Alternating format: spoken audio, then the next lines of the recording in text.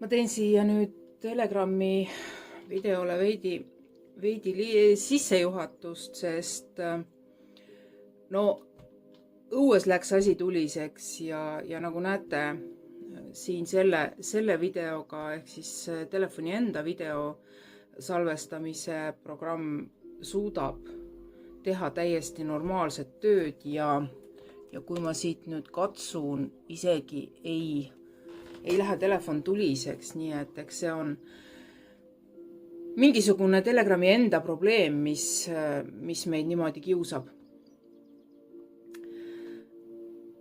Mida ma siis täna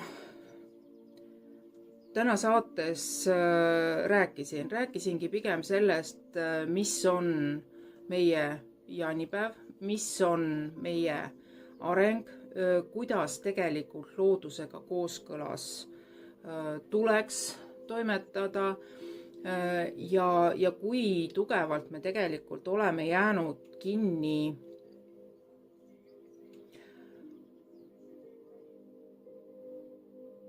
ettekirjutustesse, sest ka kalender kui selline on ju tegelikult ettekirjutus, mis paneb meid mingitesse raamidesse. Elades aga loodusega kooskõlas, siis näeme üpris tihti, et tegelikult juba mai lõpust hakkab suvi ja ikka ei ole nagu, väidetavalt on nagu kevad, aga suvi on juba käes ja suvi lähebki.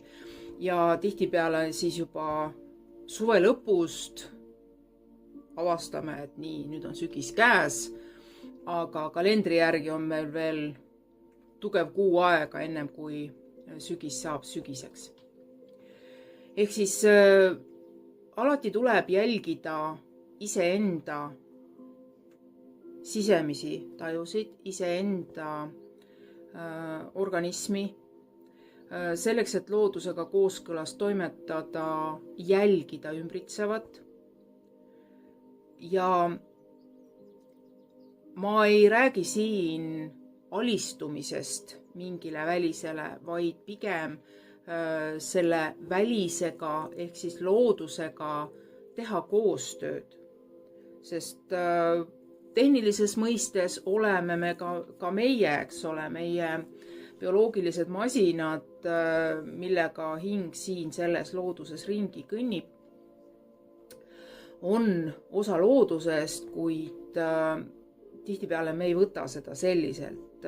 Inimene on harjunud ennast pidama loodusest kõrgemaks ja nagu näete, praegusel hetkel on olukord täiesti selline, et ega me sellisel kujul tsivilisatsioon hävitab ennast üsna pea.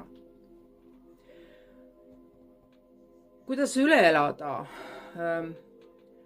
Bioloogiline kontseptsioon nagu homos on väga vastupidav. Ta kohaneb, ta hakkab otsast peale. On ka muidugi teooriaid, mis räägivad, et iga hävingu eel või häving on läbi käidud, siis tulevad maavälised, kes siis loovad uue inimese. Et väidetavalt on inimest loodud 67 korral.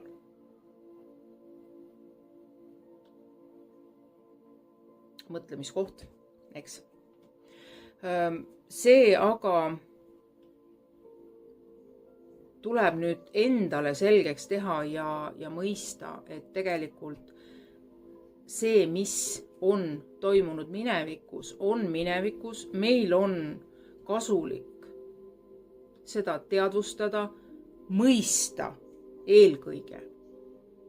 Sest asjad, mida me ei mõista ja mida me laseme lihtsalt niisama voolata, muutuvad meid ahistavaks. Kui me mõistame neid asju, kui me mõistame isegi mingi süsteemi eesmärke, siis on meil endil väga lihtne neid süsteeme kasutada. Võtame või arvutisüsteemid, eks ole, mis toimetavad mingi kindla raamistiku järgi ja me saame seda kasutada just sellepärast, et meil on oskused, meil on teadlikkus, kuidas see süsteem toimib ja me saame läbi selle süsteemi endale vajalikku tehtud. Niisiis, minu soovitus, vaadake tänast Telegrami salvestust, lõpp läheb käest ära, sest telefon läks tuliseks ja tekkisidki siis sõna otseses mõttes tehnilised probleemid. Nii nagu ma läksin liikuma, nii läks kvaliteet videol väga viletsaks, kuid info kui selline, mis see oluline info sai algusosas ära öeldud ennem, kui telefon otsustas, et võiks ennast nüüd vahepeal välja logida. Ehk siis head kuulamist ja ma püüan nüüd need asjad kokku miksida ja siis laen juba üles, et on olemas tänase Telegrami videochati helifail, mis on grupis juba üleval, aga selle ma nüüd lisan sinna juurde ja siis on teil nagu näha, mis ja kuidas, sest need on nüüd erinevate programmidega filmitud. Esimene oli Telegrami enda videosalvestus ja see, mis nüüd, mida ma praegu teen, on siis telefoni isiklik videosalvesti programm, mis tegelikult siiamaani on andnud mulle väga häid kvaliteete, nii et ma loodan, et ta mind ka seekord alt ei vea. Aga head vaatamist ja ütlen lõpusõnad ka siia ette. Püsige oma enda sisemises tasakaalus ja südame väes.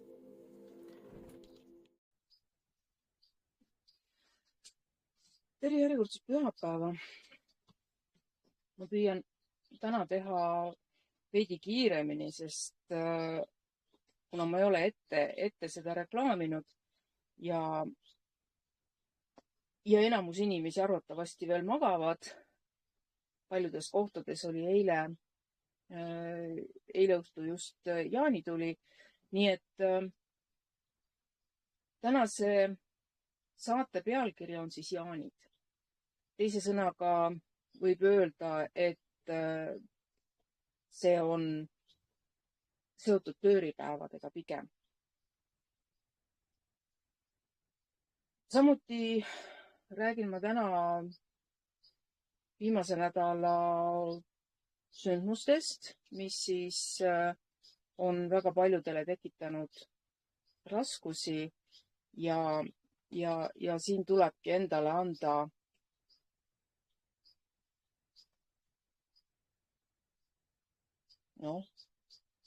teada või teadvustada, et tegelikult see on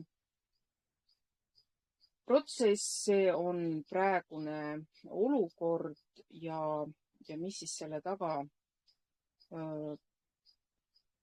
paljuski on üritus, mida ma algselt ei teadnud, aga hiljem sain teada ja siis juba seostasin 2 + 2 on 4, et millest siis meil see täiesti hullumeelne aeg praegu on.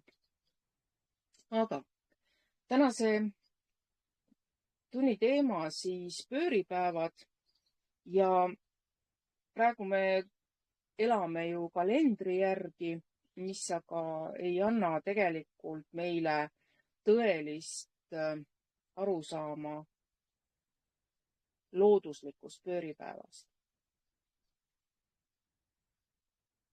Nagu me teame, maa aja arvamine käis tegelikult kuu liikumise järgi. Mitu korda kuu sul ümber planeedi tiiru tegi oma päevade arvuga, nii nagu tema faasid liikusid, selle järgi siis vanarahvas arvestas oma kündi ja külvi ja pööripäevi. Seega, teades seda, et praegu on täiskuu, siis ei saa ollagi juttu mingisugusest pööripäevast, sest pööripäev on just nimelt seotud kuufaasiga ja tavaliselt need pööripäevad on kuu loomisega seotud. Seega tegelik pööripäev ehk siis suve algus peaks olema kas siis nüüd 10. juunil või siis lähme hoopis edasi, et kuna kalendris ütleb nii, et võib-olla siis on järgmises kuu loomises. Kuid pigem ma arvan, et see on ikkagi eelmise kuu loomisega seotud, sest siis peaks tulema see 13 kuud üksteise järgi, 13 kuu ringi üksteise järgi. Ja see peaks siis olema nii-öelda püsiv ja püsiv just vastavalt kuu liikumisele. Jah, on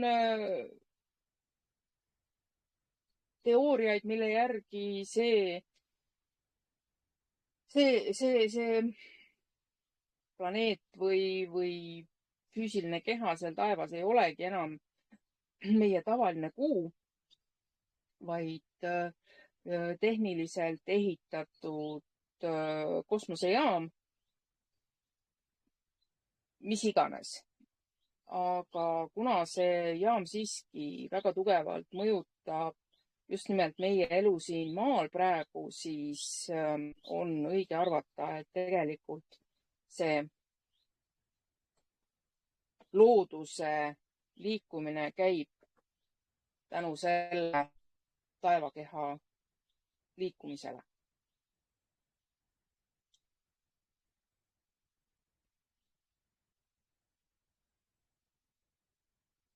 Samamoodi me saame võtta ka kevadist pööripäeva, sügisest ja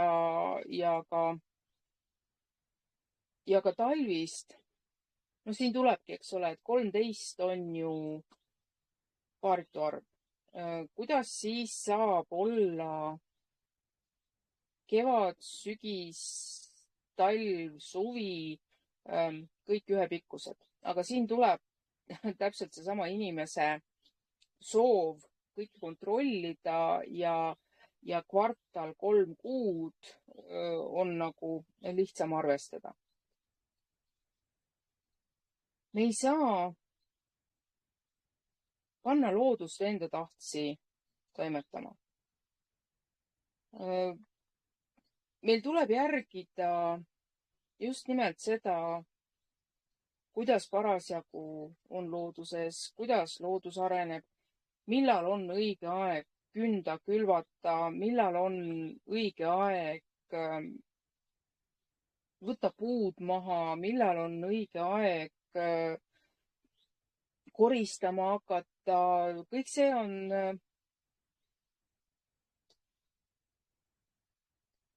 ei saa öelda paika pandud. Kõik see on seotud sellega, kuidas on just nimelt taime enda kasv, kuidas on looduse enda areng.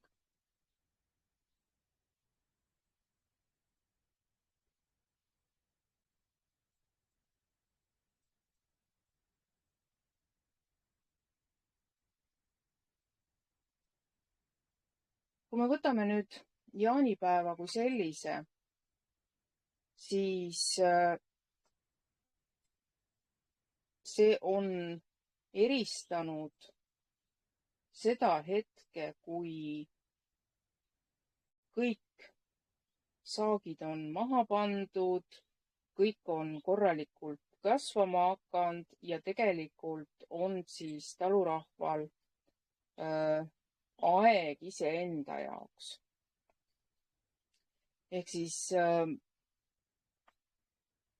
ei ole sellist, et vot nii, kohe nüüd peab kohe järgmise asja ette võtma, vaid ongi inimesed teinud endale sellise puhkepäeva püha, inimesed, mis iganes, me läheme veel sügavamale ajalukku, siis seal taga on siiski energiat, mis selle on andnud võimalikuks, et nii, nüüd on puhkus, nüüd kõik on tehtud, nüüd saab hinge tõmmata, enne kui järgmised asjad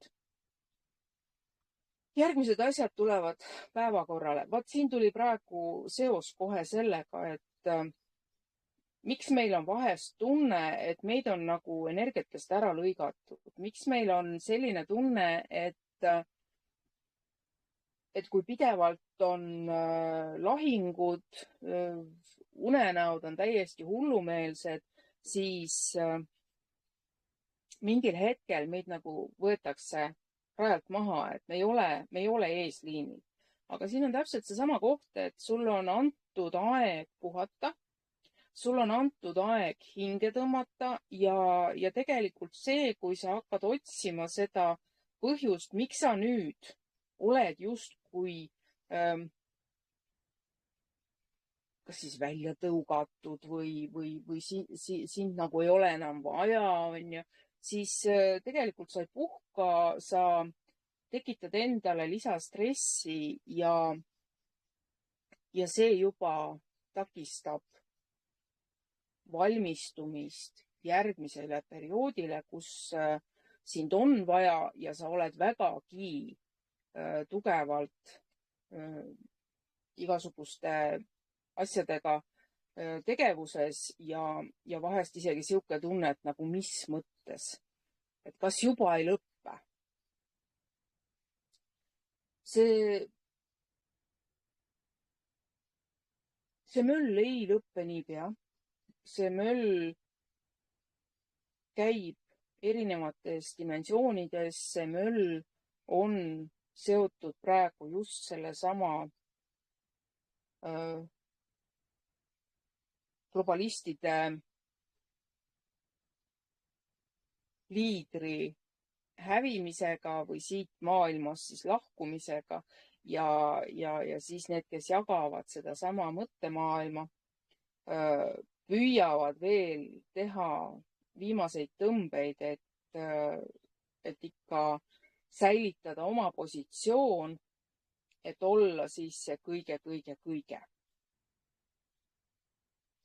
Miks ma räägin pidevalt, et teil tuleb iseenda sisemist tasakaalu hoida? See ei tähenda seda, et te olete kõige suhtes ükskõiksed. See ei tähenda seda, et te ei või vihastada. See ei tähenda seda, et te ei või rõõmustada selliselt, et maa ja taevas on koos. Iseenda sisemise tasakaalu hoidmine tähendab nende emotsioonide teadlikku kasutamist. Kui sa oled vihane, siis sa teadvustad endale, et sa oled vihane ja sa teed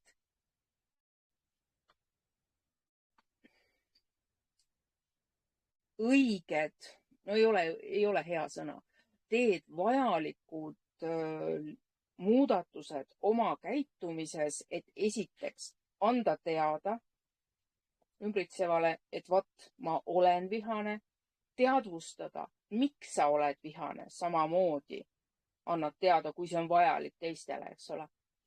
Ja kui tõesti on vaja, siis sa leiad selle sobiva viisi oma viha välja näidata, välja valada, mitte näidata. Näitamisega ei ole kuskile jõutud. Aga just see, et sa ise oled teadlik, mida sa teed. Olla vihane on vahest ülioluline. Eile sattusin Aigar Säde arvamusele, et no mis asja, et negatiivne ja elu õppetunnid ja nii edasi. Tegelikult tema vaatenurk läks, mitte vaatenurk, tema arvamus läks selle koha pealt nagu nihkesse just see, et siukseid asju polegi vaja.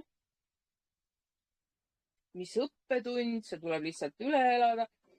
Et tegelikult on see, et jah, kui me kaevame selles, et jah, meie elu on halb ja vilets ja kui me otsime sellele õigustust oma käitumisele, siis tegelikult sa ei arene. Siis tekib see koht, et sa kaevadki seda sama ühte ja sama asja, sa ei muuda oma käitumises mitte midagi, sa kerid ja siis sa oled solvunud ümbritseva peale, et näed, keegi ei kuula mind, näed, keegi ei taha mind aidata, ja lõppkokkuvõttes sa marineerid iseenda selle solvumise ja viha sees. See, mis sinuga toimub, on sinu arengu jaoks vajalik. Ehk siis sa teadvustad, mis sinuga toimub. Sa teadvustad, mida sa sellest pead endale selgeks tegema. Ja lisaks sellele on oluline aru saada, et kui sa selle selgeks endale teed, siis on rahu, siis enam see olukord sulle ette ei tule. See võib veel tulla mõnel korral, kui sa ei ole enda jaoks seda veel selgeks teinud, eks ole, korralikult. Aga sa ei jää enam sellesse rattasse pidevalt ühte ja sama. Sa oled ennast sellest rööpast välja vedanud.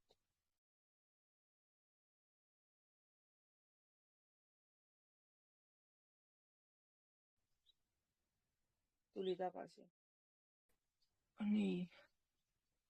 Jonnib mul, võib-olla meil ei õnnestugi täna teha seda. Ometi ukse all tuul käib peale ja ikka jonnib. Vaata, proovime edasi. Või ei ole siis praegusel hetkel see teema, et ma ei tohi seda jagada. Vot see võib ka olla, sest siis hakkab ka mu tehnika tegema trikke, sest ma mitte ei kanalda, aga ma annan edasi infot, mis mulle on siis alla laetud nii. Ja kui me läheme siit nüüd edasi, siis ainuõige, tõesti ainuõige käitumine sellisel juhul ongi see, et sa saad aru, mida sinul on tegelikult vaja, mida sa tegelikult tahad saavutada. Ja sa pead seda otsast lõpuni ära teadvustama, mitte otsima süüdlasi, et näed, tema on minuga kogu elu olnud paha, näed, tema kiusab mind, ma ei saa olla selline, ma tahan, et ta ära kaoks. See ei tööta ja see ei tööta sellepärast, et sa jääd tühja võitlusesse, ehk siis sa just nimelt, sa kerid sedasama ühte ratast, ühte sama käitumist ja sa ei muuda iseenda käitumises mitte midagi. Teekond iseendasse ongi mõeldud selleks, et sa saad aru iseenda asjadest, sa tegeled iseenda käitumismustritega, iseenda emotsioonidega, iseenda arvamustega, sest kui me otsime õigustust sellele, miks me ei saa seda või teist, siis tegelikult me istume selles niinimetada negatiivses energias, sest me süüdistame kõiki teisi maailma lähedasi, töökaaslasi, võõraid, naabreid, aga mitte mingil juhul ei võta me iseenda tegude ja mõtete eest vastutust. ei saa ju, issand jumal, kuidas see saab võimalik olla. Mina ju olen alati nii ilus ja nagu vene keeles öeldakse, ehk siis valge ja karvane selline. Et selleks, et enda asjadega korda saada, tuleb võtta võrrandist välja teise käitumine. See teise käitumine jääb meile teadmiseks ja selle teise käitumise pealt me võtamegi selle, et miks mina käivitun teise käitumise peale. Miks mind see nii hullusti häirib? Ma olen algusest peale õpetanud suhtumist huvitav vaatenurk.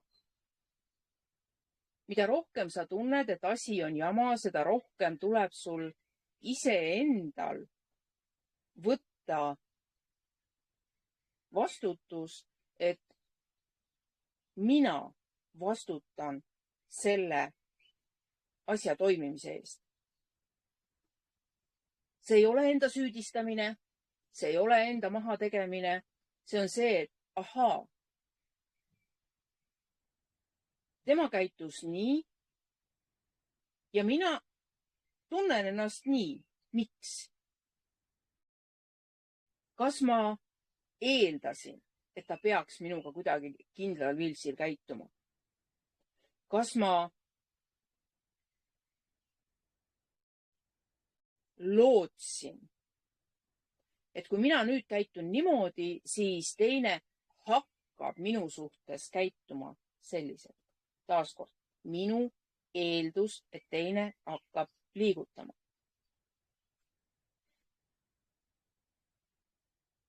Meie teekond iseendasse on puhtalt meie enda teekond. Me ei eelda, et teine võtab kätte ja hakkab nüüd teistmoodi käituma. Me ei eelda, et teine võtab nüüd mõistuse pähe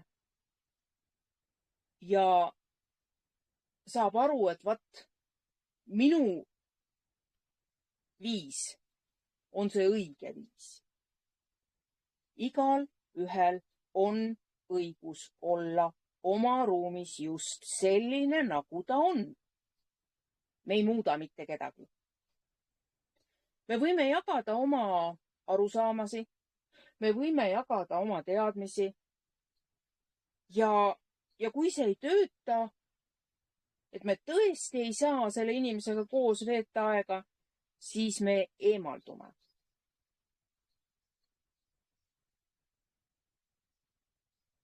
Siin ei ole seda õigustust, et vaat näed, mul on selleks õigus. Sinul on õigus kehtestada oma ruum, lüüa välja teine oma ruumist ja samas tuleb sul mõista, et ka temal on õigus olla ja kohustus kehtestada oma ruum. Kui see oma ruum ronib teise ruumi, siis vabandage väga, ei ole mingisugust õigustust sellele, et sa saad sealt pikki piilumist. Sest sina oled tunginud teise ruumi. Nende ruumide balansseerimine on nüüd juba hoopis teine teema. Selleks peab iseenda ruum olema iseendale teadlikult võetud. Ja kui sa tunned, et tegelikult olen ma kokku tõmmanud ennast, selleks, et hingata, peab mul olema hoopis selline ruum. Läbi aastate, läbi aastakümnete, läbi elude astud sa sammu tagasi. Sa annad teisele oma ruumi ära. Ühel hetkel, kui sul on sein selja taga, sul ei ole enam mitte kuskile astuda. Mis siis saab? Siis kujutad endale ette, et sind ei ole üldse olemas, sa paned endale risti peale.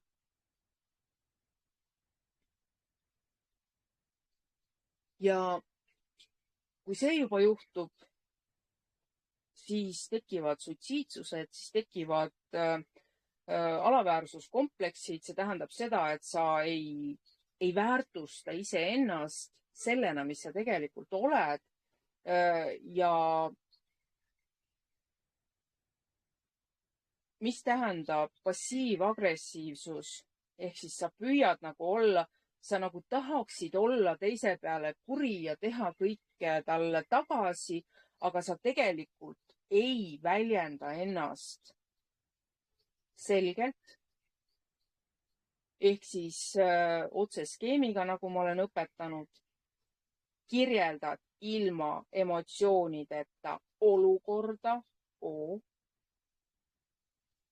Lisad sinna juurde tegevused, olukord, tunded, tunded kõigepealt, kuidas see olukord paneb sind tundma. Taaskord ilma süüdistamata, ilma vihata, lihtsalt olukord on selline, see paneb mind tundma selliselt. Soov. Kuidas sa sooviksid, et asi oleks? Milliseid muudatusi sa sooviksid, et teine teeks? Ja ehk siis edasi on nüüd see präänik, mis tuleb teisele, et ahaa, et võib-olla tõesti, et kui ma enda käitumist muudan või oma asju panen teistmoodi, et siis me saame ilma konfliktideta edasi suhelda. Niisiis, otse olukorra kirjeldus ilma süüdistamata, ilma emotsioonideta, sinu tunded, sinna võid panna puhtalt emotsioonid, sinna võid lisada kuni selleni välja, et see toob sulle füüsilist vaevust, kuidas sa soovid, et see asi edasi läheks. Ja kõige tähtsam, mida teine osapool sellest kasu saab, mis temale sellest head on, ehk siis präänik.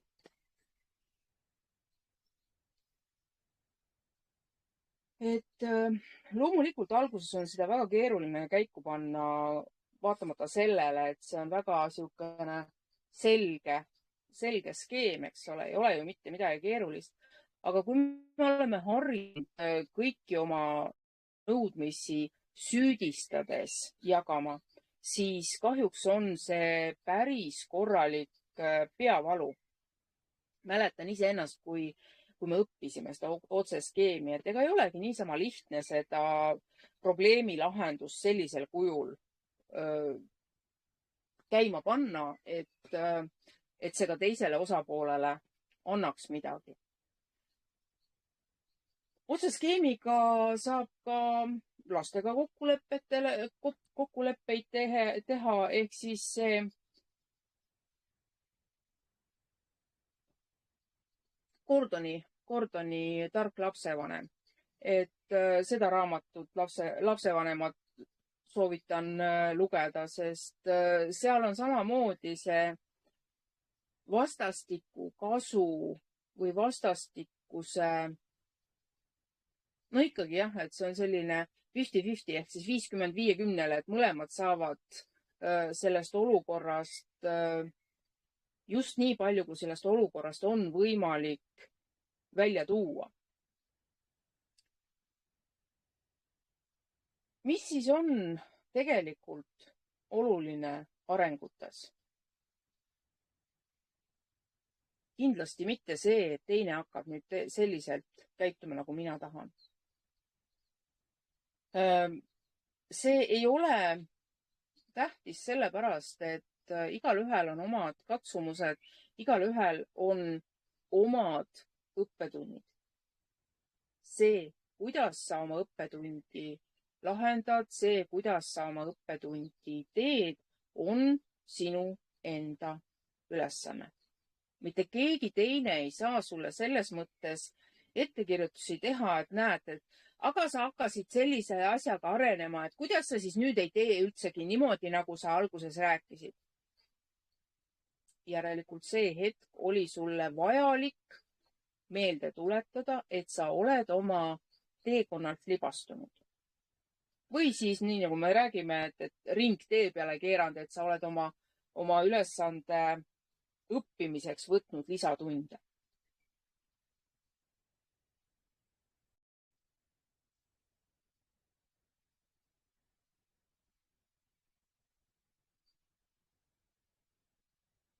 Jaanipäeva sügavam mõte on tegelikult ju see, et ega siis vanasti ei pandud mingeid suvalisi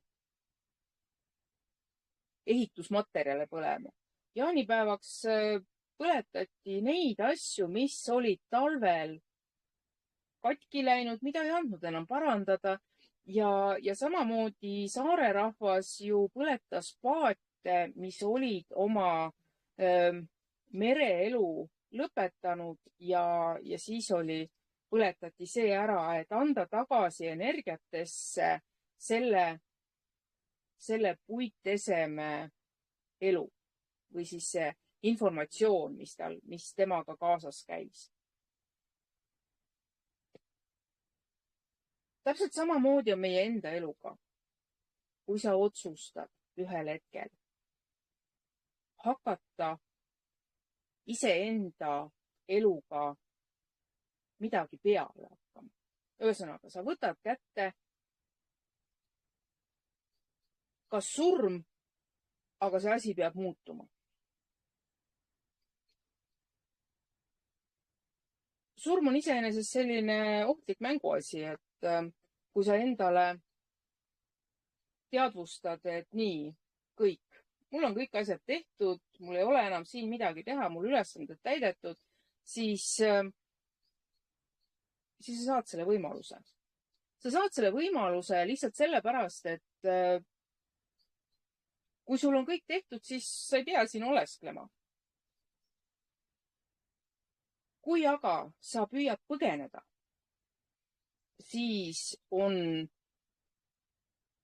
läbi dimensioonide tegelikult veel väga suur ja väga keeruline teekond, kus sa siis saad uuesti õigele rajale tagasi. Ehk siis taaskord on see ümbersõit, kus sa siis jätkad oma elu, oma olemasolemist, oma energeetilist teekonda sellest kohast, kus sa siis arvasid, et nii, aitab, nüüd lõikan välja, enam ei tee mitte midagi, nüüd on korras.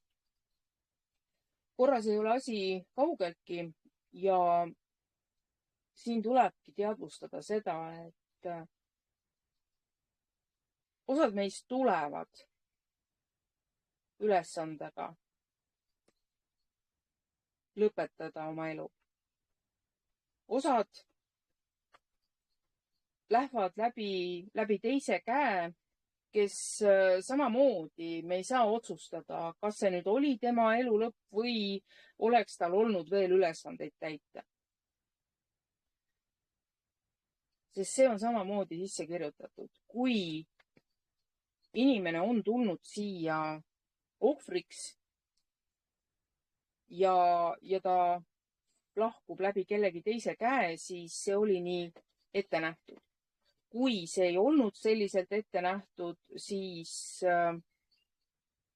selle teise elu lõpetajal on oma karma, mida ta peab siis lahendama ja uue ülesandena siis endale võtma. Samuti on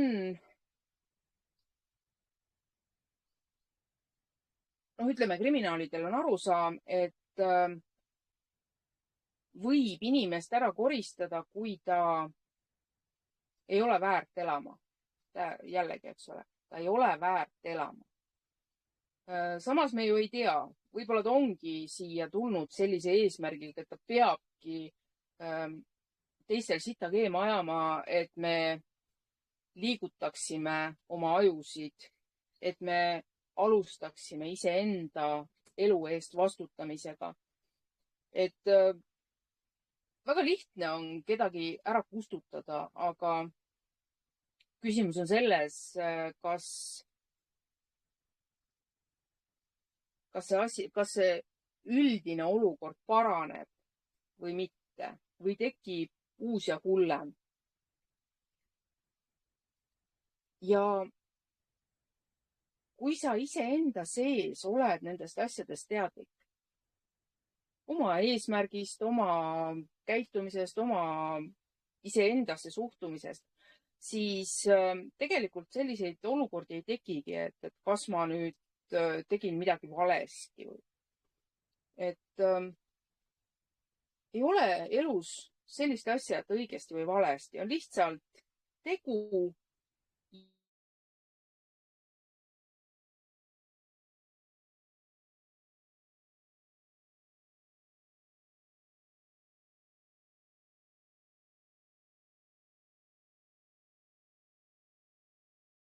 Nii, on hääl ka tagasi. Mu Android otsustab mind vahepeal kiusata ja lülitab mind välja. Ütleb, et aku on liiga tuline ja ta ei saa töötada. Nii, me oleme nüüd juba 45 minutit toimetanud siin. Ma vaatan, kuidas see salvestis meil õnnestus, sest tundub, et ma pean hakkama edaspidi tegema siiski teise süsteemiga salvestusi ja siis panema üles gruppi, sest mu telefon, talle ei sobi selline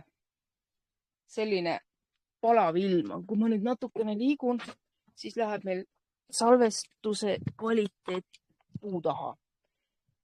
Nojah, siin on parem. Seal ongi natuke palav. Mida ma siis tegelikult nagu öelda tahan kogu selle asja juures on see, et meil tuleb endal võtta vastutus. Absoluutselt kõik, mida me teeme, on meie enda vastutada. Ja teadvustada, et igal teol on tagajärg. Me ei saa öelda teisele, et ta peab midagi kindlat tegema, kui me ise enda sõnade järgi ei käitu. Meil ei ole õigust kontrollida teise elu, kui see ei ole meie kontrollida, kui see ei ole enam meie vastutusalas. Ehk siis vanemad, kes püüavad oma laste elu kontrollida, on väga tugevalt ületanud oma õigused. Just lapsed, kes on juba üle 16 aasta vanad. Selleks ajaks on ei saa laps ise enam enda olukorda kontrollida ega oma ülesandeid täita, sest kui vanemad jäävad lapse läbi enda elusoove läbi elama, siis see tegelikult hävitab lapse olemit. Aga nii kurb, kui see ka ei ole, aga ma igaks juhuks tänaseks lõpetan. Ma olen mitu korda kukkunud välja. Just mikker on läinud kinni ja nii edasi. Ja telefon on päris korralikult tuline, nii et nähtavasti tuleb mul hakata tegema niisuguseid eelsalvestisi ja panna nad siis üles, et otse-eetriga on tehnilised probleemid, et mitte kuidagi ei saa. Et Telegram salvestab küll väga suurepäraseid hea kvaliteediga videosi, aga need on ainult mingi minuti pikkused, et sellist tunni aja pikkust videochati salvestada, siis tal jääb puudu millestki. Aga tänaseks lõpetan. kõigepealt nüüd pean vaatama, kuidas see asi mul õnnestub ümber miksida, sest tühjad kohad tuleb ju välja võtta.